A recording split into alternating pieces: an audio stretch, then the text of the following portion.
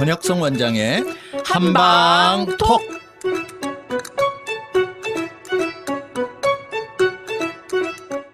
청취자 여러분 안녕하십니까? 권혁성입니다. 안녕하세요. 서유경입니다. 네, 오늘의 주제는 족저근막염입니다. 자세하게 원인 설명을 좀 부탁드립니다. 네, 최근에 이제 심사평가원의 통계들을 보면 네. 족저근막염 환자가 점점 늘어나고 있어요. 드디어 이제 통계적으로는 20만 명 이상이 족저근막염으로 치료받게 최근에 됐다. 그래서 지금까지 보니까 늘어나지 않는 병은 없는 것 같아요. 다 늘어나는 것 같아요. 예, 저희가 그런 병을 다루고 있는 거죠. 이슈가 되니까, 그죠? 예. 그래서 이 족저근막염도 더 많이 늘어나는 이유가 뭘까? 그렇게 이제 생각을 해보면 피곤한 사람이 많아서. 피곤한 사람이 많아서. 근데 그런 것도 원인이지만 평상시 이제 생활 관리들이 안 되는 그런 사람들이 더 많지 않나 싶고요. 네. 그리고 이제 가장 많은 그 원인으로는 네.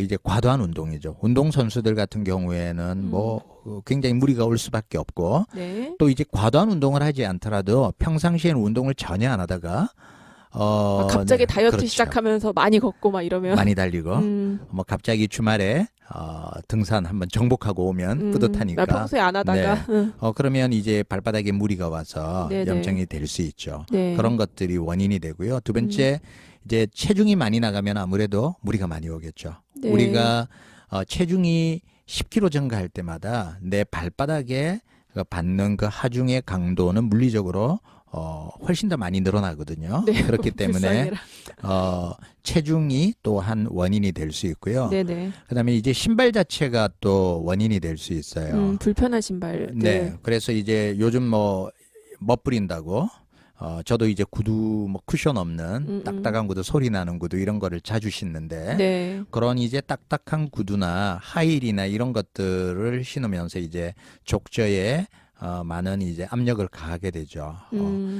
그런 경우도 있고요. 그다음은 이제 좀 이 아치 자체가 평발이라고 그러죠. 네. 평발이나 이제 그거보다는 요족이라 그래서 이게 더 두툼하게 올라와 있는 사람들 이런 경우들이 다 족저근막염의 발생률이 높아질 수 어디가 있습니다. 도톰하게 올라오는 거예요? 우리가 이제 발바닥을 이렇게 찍으면 네네. 딱 발바닥 딱 중앙 부분이 약간 움푹, 위로 예, 움푹 예. 들어가 있잖아요. 네네. 그게 이제 위로 올라가는 아치를 돼 있는 거, 아치 형식이. 그게 스프링 역할처럼 하는데 네. 그게 너무 아치가 큰 거를 우리가 요족이라 그래서 너무 높은 그렇죠. 거. 그런 분들은 발등을 보면 발등에 이제 발등뼈가 있잖아요. 그죠? 네네. 그게 특히 많이 움푹 솟아 있어요. 그리고 반대로 평발은 발바닥이 이제 도장을 찍으면 이제 다 찍히잖아요. 그죠? 네네네. 그렇게 이제 평평해지는 거를 평발이라고 이야기를 합니다. 네네. 네. 뭐 그 외에도 당뇨나 뭐 관절염이나 이런 것들 때문에도 족저근막염이 더 유발될 수 있겠죠. 왜요?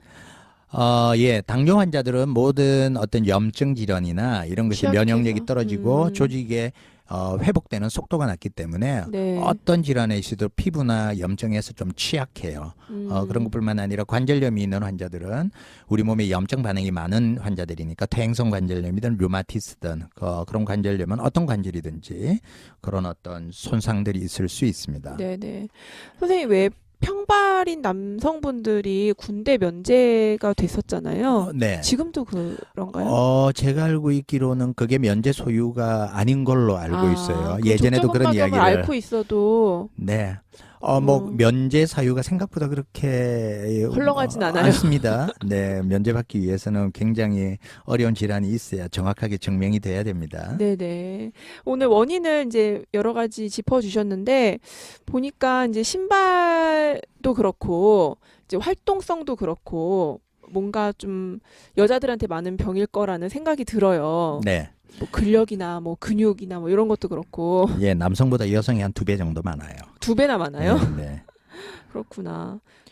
선생님, 왜 발 마사지 샵 같은 데 가면은 네. 발바닥 그림 그려져 있고 네네. 이렇게 되게 오장육부 막 네, 이런 게 막 맞아요. 매칭돼서 네. 그려져 있잖아요. 네. 그러니까 발바닥과 관련된 뭔가 질병이 족저근막염 말고도 여러 가지가 있을 것 같은데. 네. 응.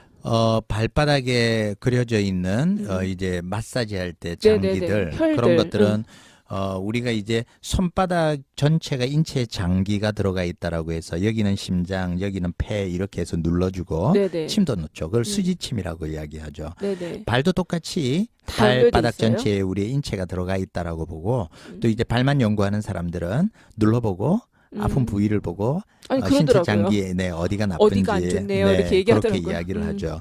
그거는 한방의 유기능 체계라고 해서 인체의 어떤 모든 그 질환들 그리고 모든 장기의 축소판이 손, 발 이런 데 들어있다라고 이제 보는 거죠. 네네. 그래 이제 유기능 체계라고 하고요. 그러니까 발 건강이 되게 중요한 거네요. 네네. 음. 근데 이제 환자들이 발을 눌러서 아프다라고 무조건 다 뭐 발바닥 눌러서 아프다라고 족저근막염 그렇게 이야기를 하는데 사실은 그렇지 않고요. 의외로 이제 다른 질환들도 많이 있어요. 근데 혹시 사실은. 발바닥이 아파서 되게 위험한 병이 있나요?